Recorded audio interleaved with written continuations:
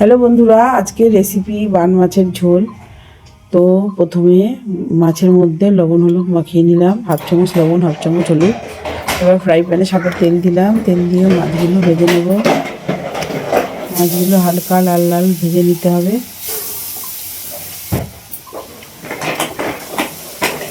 এপিট ওপিট করে মাছগুলো লাল করে ভেজে নিতে হবে। তারপরে মাছগুলো একটু লাল ভাজা হলে তারপরে এক এক করে তুলে নেব।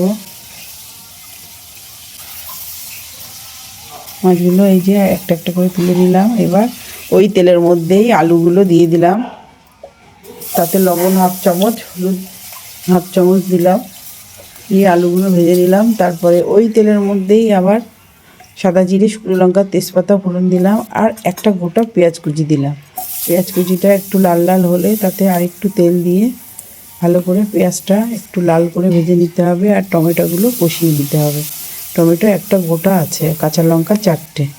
এটা ভালো করে পেঁয়াজটা টমেটোটা ভালো করে কষিয়ে নিতে হবে। তাতে জিরে বাটা দিলাম 2 চামচ, আর এদিকে আদাটা কুচিয়ে দিলাম, আদাটা ঘষে দিলাম। তো এইভাবে মশলাটা কষিয়ে নিতে হবে অল্প একটু জল দিয়ে।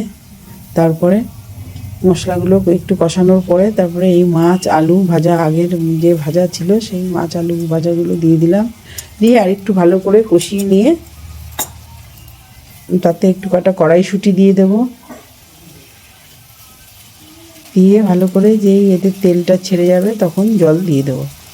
এবারে ঝোলটা দিয়ে দিলাম। তারপরে 10 মিনিট ফুটলেই আমাদের বান মাছের ঝোল রেডি হয়ে গেল। বন্ধুরা, এইভাবে আপনারা যাকে বলে পাকাল মাছ, এই মাছের ঝোল এইভাবে করে খেয়ে দেখবেন, খুবই সুন্দর লাগে। আর রান্নাগুলো যদি ভালো লাগে তো অবশ্যই একটা লাইক কমেন্ট শেয়ার করতে ভুলবেন না। রাধে রাধে বন্ধুরা।